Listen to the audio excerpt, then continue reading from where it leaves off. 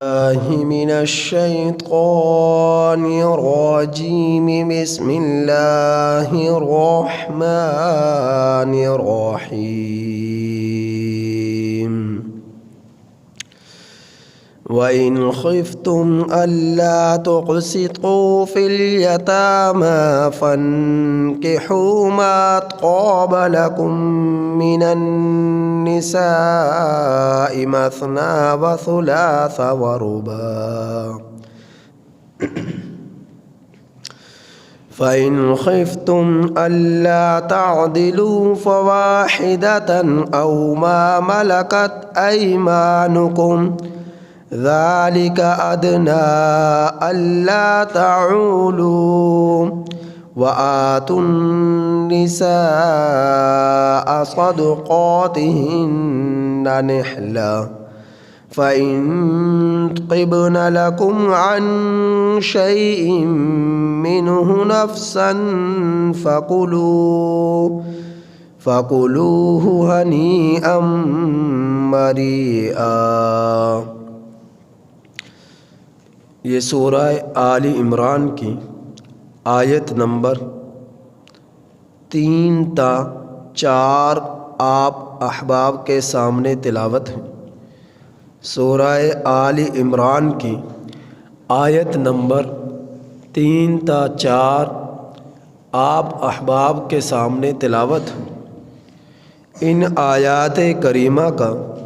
ترجمہ یہ ہے: وَإِنْ خِفْتُمْ، اور اگر تم لوگ خوف کرو، اللہ تقسطوا فی الیتامى، کہ نا انصاف کر سکو گے تم لوگ یتیموں کے بارے میں، یتیم عورتوں کے بارے میں، فانکحوا، تو تم نکاح کرو،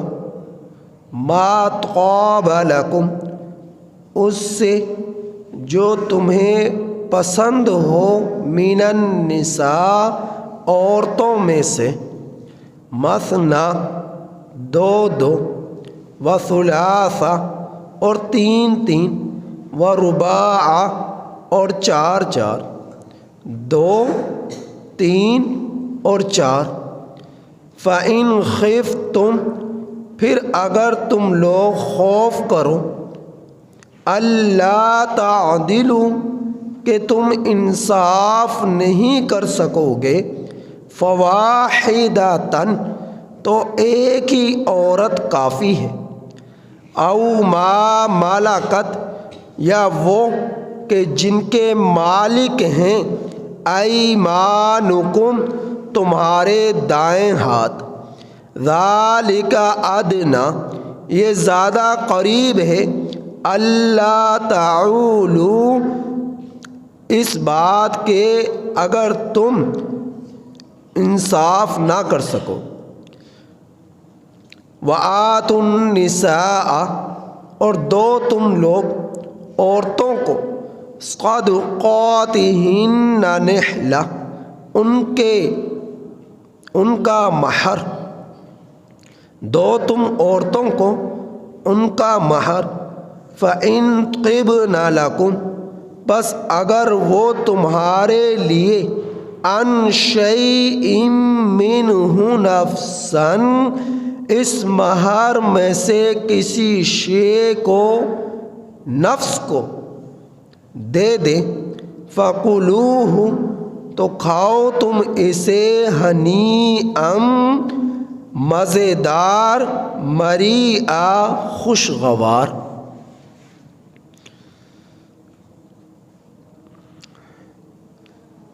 اللہ جل جلالہ ان آیات کریمہ میں یتیم عورتوں کے بارے میں بیان فرما رہے کہ آپ پیچھے سن چکے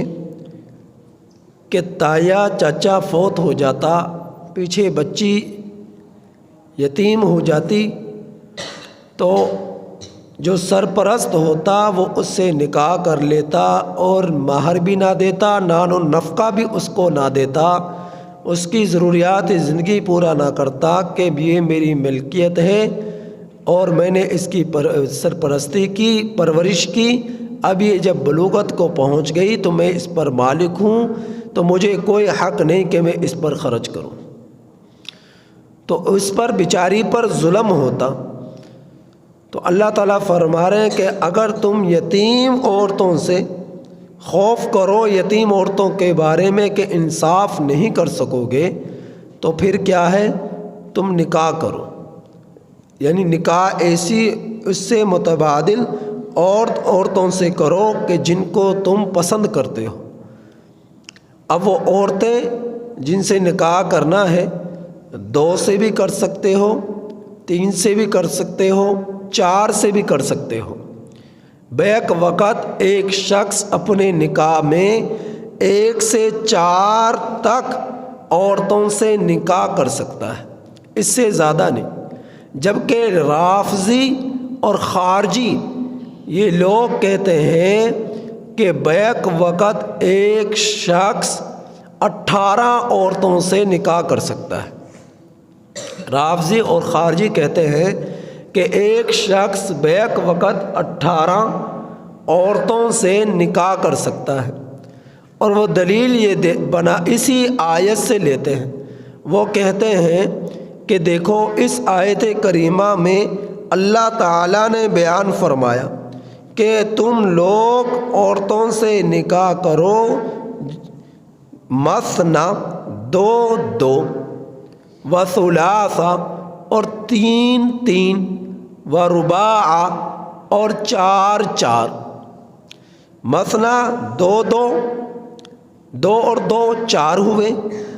پھر ثلاثہ 3 اور 3 6 ہوئے، 4 اور 6 10 ہو گئے، پھر کیا فرمایا وثلاث ورباع اور 4 اور 4 کتنے ہو گئے 8 ہو گئے، 10 میں 8 ملائے تو 18 ہو گئے۔ تو وہ اس آیت کریمہ کی تفسیر اس طرح کرتے ہیں، اس سے دلیل اس طرح لیتے ہیں۔ جبکہ حضرت امام زین العابدین جو اہل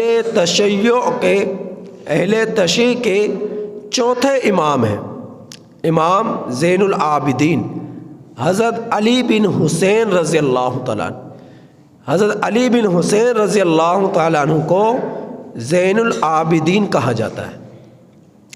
زین العابدین کے نام سے بھی یاد کیا جاتا ہے۔ تو یہ چوتھے امام ہیں رافضیت کے۔ تو یہ اور کن کے بیٹے ہیں؟ حضرت حسین رضی اللہ تعالیٰ عنہ کے۔ سب سے پہلے بڑے امام اہل تشیع کے ہاں حضرت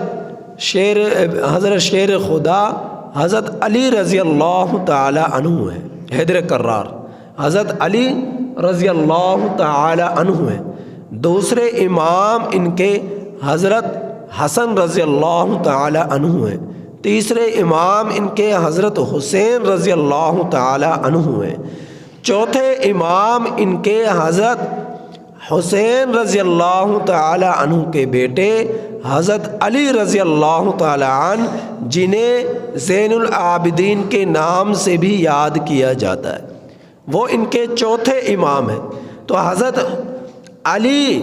بن حسین رضی اللہ تعالی عنہ فرماتے ہیں کہ یہاں پر مثنا سے 2 مراد ہے، ایسا نہیں ہے کہ یہاں پر جو ہے مثنا و ثلاثہ جو واو درمیان میں آ رہا ہے یہ عاطفہ ہے، عاطفہ ہے یعنی واو او کے معنی میں ہے۔ تو کیا ہے، تم 2 سے کر سکتے ہو یا 3 سے کر سکتے ہو یا 4 سے کر سکتے ہو۔ مثنا و ثلاثہ 2 سے اور 3 سے، ورباع اور 4 سے، یعنی 2 عورتیں اپنے نکاح میں رکھ سکتے ہو، 3 عورتیں اپنے نکاح میں رکھ سکتے ہو، یا پھر 4 عورتیں اپنے نکاح میں رکھ سکتے ہو۔ اور اگر 2 میں انصاف نہیں کر سکتے، 3 کے میں انصاف نہیں کر سکتے، 4 میں انصاف نہیں کر سکتے، یعنی 4 میں، 3 میں، 2 میں اگر تم ان کے اندر انصاف نہیں کر سکتے ہو، ان کے حقوق ادا نہیں کر سکتے ہو، تو پھر کیا فرمایا؟ فَإِنْ خِفْتُمْ، پھر تم کیا کرو؟ فَإِنْ خِفْتُمْ أَلَّا تَعْدِلُوا فَوَاحِدَةً،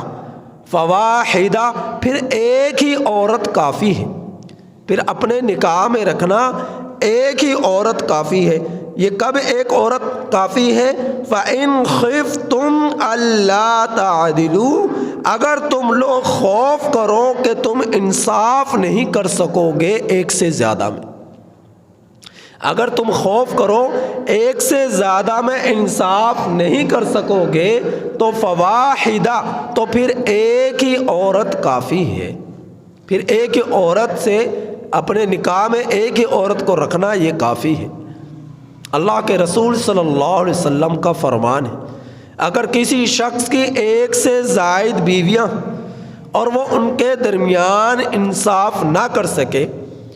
تو اللہ جل جلالہ کل قیامت کے دن اس حالت میں اسے اٹھائیں گے کہ اس کا آدھا دھڑ فالج شدہ ہوگا، فالج شدہ ہوگا، اس حالت میں اسے اٹھائیں گے۔ تو تعدد ازواج کے صورت میں کوئی گناہ نہیں ہے، ہاں البتہ انصاف نہ کرے تو یہ ایک بہت بڑا گناہ ہے، بہت بڑی حق تلفی ہے۔ تو فرمایا کہ اگر انصاف نہ کر سکو فواحدہ، تو پھر ایک ہی عورت کافی ہے۔ اللہ کے رسول صلی اللہ علیہ وسلم تشریف فرما ہے، 2 شخص آئے آپ صلی اللہ علیہ وسلم کی مجلس میں، جن میں ایک حضرت فیروز دیلمی رضی اللہ تعالی عنہ تھے۔ آ کر عرض کیا، اے اللہ کے رسول صلی اللہ علیہ وسلم، میرے نکاح میں 10 عورتیں ہیں، تو میرے لیے کیا حکم ہے؟ تو اللہ کے رسول صلی اللہ علیہ وسلم نے ارشاد فرمایا کہ ایک سے زیادہ 9، 10، 11 تک جو نکاح کیے یہ میری خصوصیت تھی، اور تمہارے لیے میری شریعت میں یہی حکم ہے کہ تم 4 تک نکاح میں رکھ سکتے ہو، اس سے زیادہ تم اپنے نکاح میں رکھنا تمہارے لیے حرام ہے۔ تو حضرت فیروز دیلمی رضی اللہ تعالیٰ عنہ نے 4 کو نکاح میں باقی رکھا، باقی 6 کو طلاق دے دی۔ اور دوسرا شخص کہنے لگا، اے اللہ کے رسول صلی اللہ علیہ وسلم،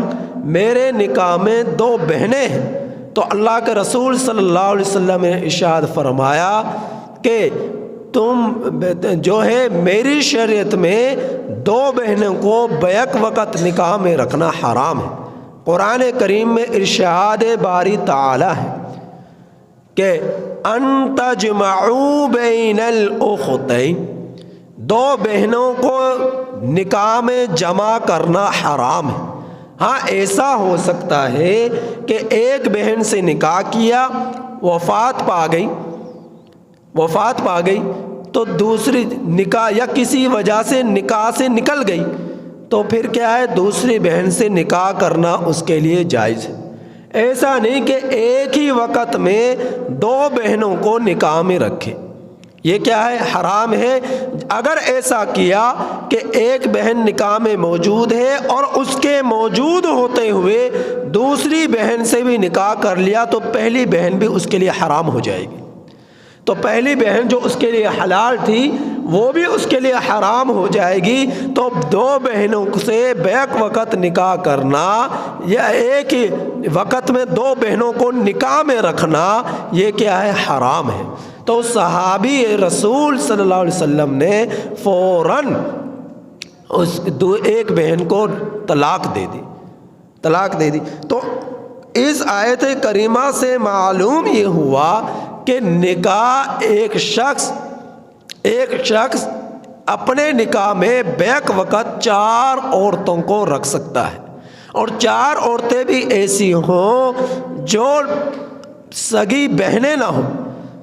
ایسی نہ ہو، اگر ایسی ہوئی تو دو بہنیں جو ہوں گی وہ اس پر حرام ہو جائیں گی، پہلی بہن کا نکاح بھی ٹوٹ جائے گا، ختم ہو جائے گا۔ تو ایک شخص جس کے پاس وسائل ہیں، جس کے پاس جو ہے اتنی ہمت اور طاقت ہے کہ 4 بہنوں سے نکاح کر سکتا ہے، 4 عورتوں کو نکاح میں رکھ سکتا ہے، تو وہ 4 عورتوں سے نکاح کر سکتا ہے، اس سے زیادہ سے نکاح نہیں کر سکتا۔ اب یہاں پر اللہ اور دوسری بات کیا معلوم ہوئی کہ دوسری بات یہ معلوم ہوئی کہ 2 بہنوں کو بیک وقت نکاح میں رکھنا حرام ہے۔ پہلی بات 4 عورتوں سے زیادہ نکاح نہیں کر سکتا، دوسری بات کہ 2 بہنوں کو بیک وقت نکاح میں نہیں رکھ سکتا، اور تیسری بات یہ کہ اگر 4 عورتوں کے بھی حقوق پورا نہیں کر سکتا تو پھر کیا کرے، یعنی انصاف نہیں کر سکتا 4 عورتوں میں، فواحدہ، تو پھر ایک ہی عورت اس کے لیے کافی۔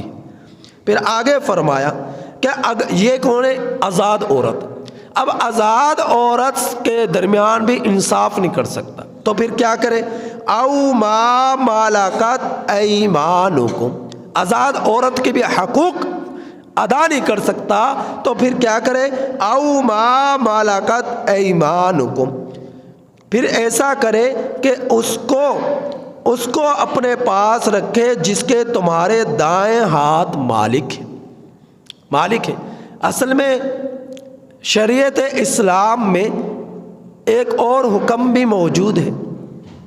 وہ کیا کہ لونڈی کو اپنی ملکیت میں رکھنا، غلام کو اپنی ملکیت میں رکھنا۔ جب جہاد ہوتا ہے، کافروں سے لڑائی ہوتی ہے، اور کافروں سے لڑائی کی صورت میں بہت سارے قیدی مسلمانوں کے قبضے میں آ جاتے ہیں، ملکیت میں آ جاتے ہیں۔ جو مرد ہوتے ہیں وہ غلام بن کر ان کے پاس زندگی گزارتے ہیں، اور جو لونڈی ہوتی ہیں عورت، وہ لونڈی بن کر ان کے پاس زندگی گزارتی ہیں۔ اور یہ جب جہاد ہوا اور جہاد کی صورت میں جب یہ غلام اور لونڈی بن کر آئے تو ان کو جو امیر جماعت ہے اس کے حوالے کیا جائے گا، طریقہ یہ ہے اس کے حوالے کیا جائے گا۔ اب اس کے پاس جب وہ جو مال غنیمت کی صورت میں مال ملا اور جو غلام اور لونڈیاں آئیں، اب وہ امیر اپنے دائیں ہاتھ سے غلام یا لونڈی کو پکڑے گا اور لشکر میں جس کے لیے جتنا چاہے گا تقسیم کرے گا۔ کسی کو لونڈی دے دی، کسی کو غلام دے دیا، اور وہ کرے گا کس طرح؟ اپنے دائیں ہاتھ سے پکڑے گا اور جس کو دے رہا ہے مجاہدین میں سے کسی مجاہد کے دائیں ہاتھ میں اس کو پکڑائے گا۔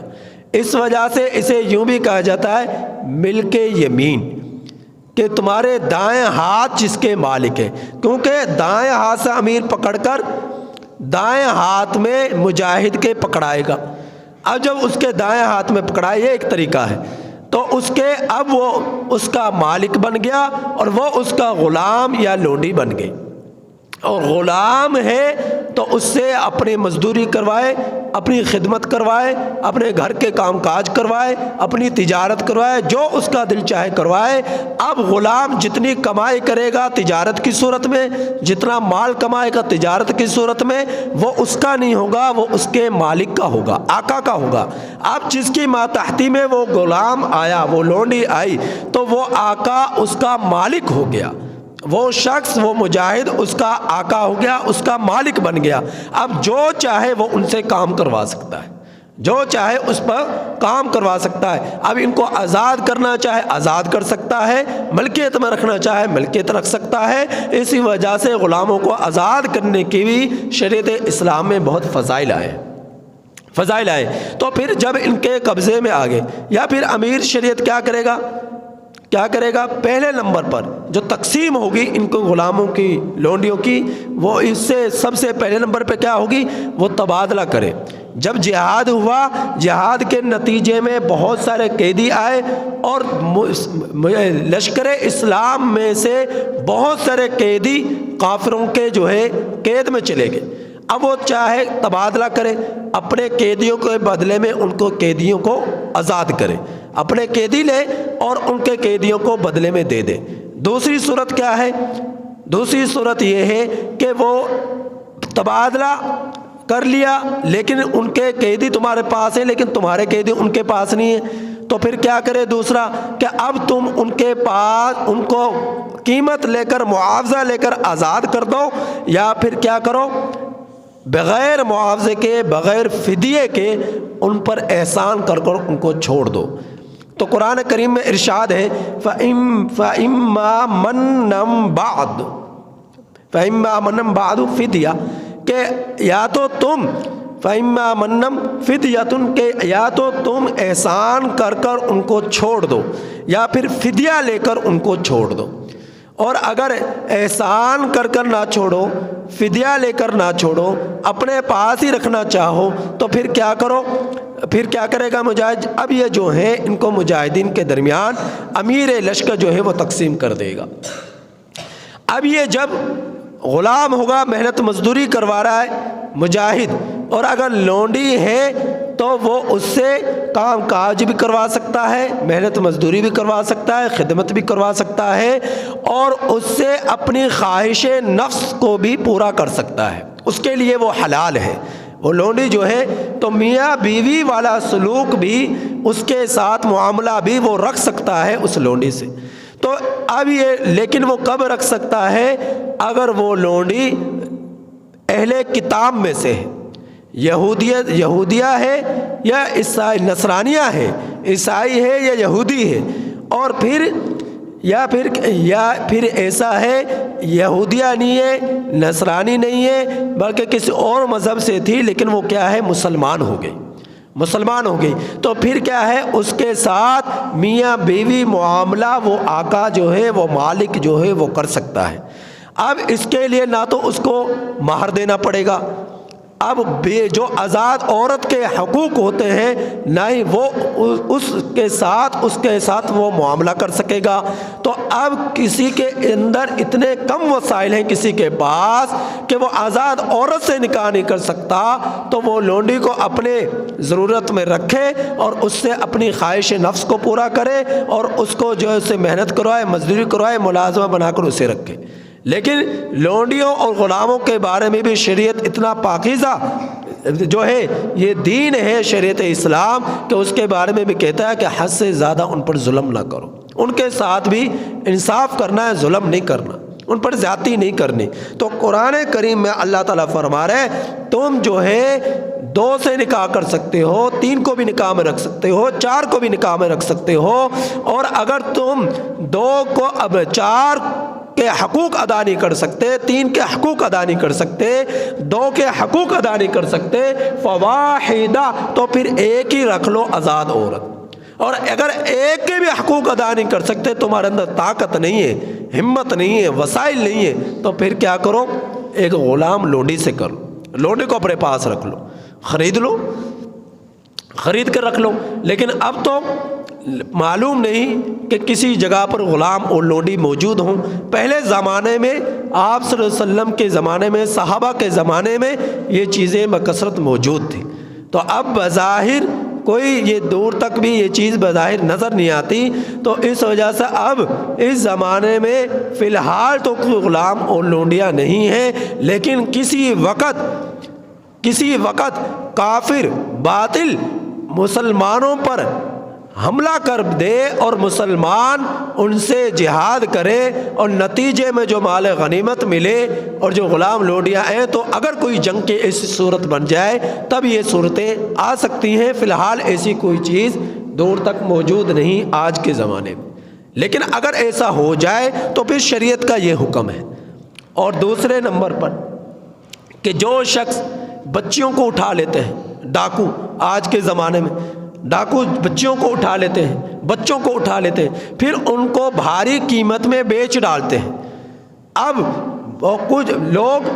ایسے لوگ جو سودا کرتے ہیں، خرید و فروخت کرتے ہیں بچوں کے اپنے کسی ذاتی مفاد کے تحت، اب اس نے بچے کو خرید لیا، بچی ہے تو اس کو خرید لیا، تو پھر کیا ہے، یہ اس بچے کے ساتھ یہ ڈاکو جو بچے کو چھپا کر لے جا رہا ہے، اٹھا کر لے جا رہا ہے، نہ اس کے لیے اٹھانا جائز، نہ خریدنے والے کے لیے اس کو خریدنا جائز۔ تو گناہ کبیرہ ہے، بہت سخت گناہ ہے۔ لیکن اگر کوئی ایسا کر لیا کسی نے، تو پھر یہ نہیں کہ وہ بچہ جس نے خریدا اس کے لیے غلام بن گیا، ایسا نہیں کہ وہ بچی جس نے خریدی اس کے لیے وہ لونڈی بن گئی، کیونکہ یہ آزاد ہے۔ تو بچی کو اٹھا لینا یا بچے کو اٹھا لینا اور آگے کے فروخت کر دینا، تو ان کے ساتھ غلام اور لونڈیوں والا سلوک نہیں کیا جائے گا۔ تو ایک تو اٹھانا حرام، خرید آزاد مرد یا عورت بچے یا بچی کی خرید و فروخت کرنا یہ حرام، چاہے جائے کہ ان کو غلام بنا لیا جائے، لونڈی بنا لیا جائے، یہ بھی ایک حرام عمل ہے، یہ بھی ایک حرام عمل ہے۔ اب یہ تو ایک پورے وجود کی بات ہے۔ اگر انسانی اعضاء کی خرید و فروخت کی جائے، انسانی اعضاء کی خرید و فروخت کی جائے تو یہ بھی حرام ہے۔ جس طرح کہ خون ہے، خون کی خرید و فروخت کی جائے یہ بھی حرام ہے، اس کی قیمت لینا حرام ہے، اس کو بیچنا حرام ہے۔ ہاں اگر خون، اگر کسی کی جان کو بچانا پیش نظر ہے کہ اگر خون نہیں دیا گیا تو جان ایک چلی جائے گی، ضائع ہو جائے گی، تو پھر خون دیا جا سکتا ہے۔ اس اعتبار سے فقہاء کرام کی طرف سے اس کی اجازت ہے، شریعت اسلام اس کی اجازت دیتی ہے کہ انسانی جان کو بچانا یہ ضروری ہے، اور انسانی جان کو بچانے کے لیے خون عطیہ کیا جائے تو اس کی اجازت ہے اور اجر ہے، ثواب ہے۔ ہاں خون اس غرض سے دیا جائے، ٹھیک ہے جان بچائی جا رہی ہے، لیکن قیمتاً دے رہا ہے تو پھر یہ قیمت لینا اس کے لیے حرام ہے۔ ہاں بطور عطیہ کے، نیکی سمجھتے ہوئے اپنا بلڈ، اپنا خون دوسرے کو عطیہ کر دیا جائے تو اس پر اجر ہے، اس پر ثواب ہے۔ اگر قیمت لی جائے، خون دینے کے نتیجے میں، بدلے میں قیمت لی جائے اور خون دیا جائے تو پھر کیا ہے؟ یہ حرام ہے۔ تو انسانی جان بچانا یہ انتہائی ضروری ہے، اور یہاں تک اجازت ہے کہ اگر کوئی اتنا بھوکا ہے، پیاسا ہے کہ اس کے پاس کھانے پینے کے لیے کوئی چیز نہیں اور کہیں سے ملنے کی بھی امید نہیں، اور خدشہ ہے کہ اگر اور اس کے پاس صرف کوئی مردہ جانور پڑا ہوا ہے یا شراب پینے کے لیے پڑی ہوئی ہے، اس کے علاوہ حلال چیزوں میں سے کوئی چیز اس کے پاس موجود نہیں ہے، اور معلوم ہے کہ اگر میں نے شراب کو ایک گھونٹ نہیں پیا، یا میں نے اس مردار جانور کے گوشت کو نہیں کھایا، یا پھر میں نے مردار جانور تو نہیں لیکن حرام جانور ہے اس کو ذبح کر کر نہیں کھایا تو میں مر جاؤں گا، تو پھر شریعت یہاں پر آ کر اجازت دے دیتی ہے کہ جان بچانا یہ زیادہ ضروری ہے بجائے کہ حرام چیز سے بچا جائے۔ اب تو حرام کا نوالا کھا لے، ایک گھونٹ شراب کا پینے سے تیری جان بچتی ہے تو پی لے، ایک نوالا گوشت کا کھانے سے، حرام گوشت کے کھانے سے تیری جان بچتی ہے تو کھا لے۔ اب تیرے لیے جان بچانا تیرے اوپر فرض عین ہے، بجائے یہ کہ تو اپنی جان کو ضائع کر دے۔ اب تیرے لیے جان کو بچانا فرض عین ہے، نہ یہ کہ تو حرام سے بچے، نہ یہ کہ تو حرام سے بچے۔ تو اس ایسی حالت کسی پر آ جائے تو پھر وہ ان حرام چیزوں کو بھی کھا سکتا ہے، لیکن اتنا کھائے جس سے جان بچ جائے۔ ایسے نہیں کہ پیٹ بھر کر کھا لیا، پیٹ بھر کر جو ہے مردار جانور کے گوشت کو کھا لیا، حرام جانور کے گوشت کو کھا لیا، ایسا نہیں کہ پیٹ بھر کر پانی پی لیا، وہ شراب پی لی، ایسا نہیں، بلکہ اتنا پیے جس سے جان بچ سکے، صرف ضرورت کے تحت، اور اتنا کھائے کہ جس سے جان بچ سکے، اس سے زیادہ نہیں۔ تو شریعت تو یہاں تک اجازت دے دیتی ہے جب بات آتی ہے جان کی، چاہے جائے کہ خون کے اعتبار سے منع کیا جائے تو خون کا دینا، یہ اس کے بدلے میں کوئی معاوضہ لینا یہ جائز نہیں ہے، یہ جائز نہیں ہے۔ یہ آپ بطور عطیہ کے دے سکتے ہیں، ثواب سمجھتے ہوئے دے سکتے ہیں، اجر سمجھتے ہوئے دے سکتے ہیں۔ تو اللہ رب العزت نے اس آیت کریمہ میں آگے ارشاد فرمایا کہ وَآتُوا النِّسَاءَ، اور دو تم عورتوں کو صدقاتہن نحلہ، ان کے مہر اب عورتوں کو ان کے مہر کہ ایک بیوی نکاح میں آ گئی، ایک عورت نکاح میں آ گئی اور بیوی بن کر، زوجہ بن کر اس کے ساتھ زندگی بسر کر رہی ہے، تو اب اس کے حقوق کی ادائیگی کرنا اس کے لیے لازم ہے، اس کے لیے لازم ہے۔ اور ان حقوق میں سے سب سے پہلا حق جو ہے وہ ہے عورت کا مہر ادا کرنا۔ جو مہر اس کا مقرر کر دیا، اب وہ مہر اس عورت کو ادا کرنا اس کے لیے لازم ہے، لازم ہے۔ بہت مرتبہ ایسا ہوتا ہے نکاح کے موقع پر مہر بول دیا گیا کہ 1 تولہ، 2 تولے، 10,000، 50,000 یا 1,00,000 حق کے مہر ہے۔ اب بول تو دیا، نکاح بھی ہو گیا، لیکن زندگی گزر گئی، وہ 1,00,000 روپے ہی نہیں دیے، زندگی گزر گئی، وہ 10,000 روپے اس کے جو ہے ہاتھوں میں سپرد ہی نہیں کیے، زندگی گزر گئی، وہ 1 تولہ، 4 تولے اس کا زیور ہی اس کے ہاتھوں میں نہیں تھمایا، تو یہ کیا ہے؟ یہ خامد گناہ گار ہے۔ اور اگر یہ مر بھی گیا اس حالت میں، کل قیامت کے دن اس کی بیوی کے ہاتھوں میں اس کا گریبان ہوگا اور یہ اللہ کے دربار میں جواب دہ ہوگا اور اسے دینا پڑے گا۔ تو قرآن کریم میں تو یہ بات ہے نا واضح طور پر کہ کل قیامت کے دن باپ بھی بیٹے کے کام نہ آ سکے گا، خامد بھی بیوی کے کام نہ آ سکے گی، بیوی بھی خامد کے کام نہ آ سکے گا، اولاد بھی والدین کے کام نہ آ سکے گی۔ نفسا نفسی کا عالم ہوگا، ہر ایک کو اپنے لیے فکر ہوگی۔ باپ جہنم میں جاتا ہے تو جائے میں بچ جاؤں، بیوی کہے گی خامد جہنم میں جائے تو جائے میں بچ جاؤں، اولاد کہے گی والدین جہنم میں جائیں تو جائے میں بچ جاؤں، اور والدین کہیں گے اولاد جن کے لیے وہ تڑپ کر زندگی بسر کرتے تھے، حرام حلال کا خیال نہ کرتے تھے، پوری زندگی گزار دی جائیدادیں بناتے ہوئے، جس اولاد کی خاطر کل قیامت کے دن کہے گی کہ یہ اولاد جہنم میں جاتی ہے تو جائے لیکن میری جان بچ جائے، یہ حالت ہوگی، یہ عالم ہوگا کل قیامت کے دن۔ تو جو لوگ اپنی بیویوں کے حق ادا نہیں کر سکتے،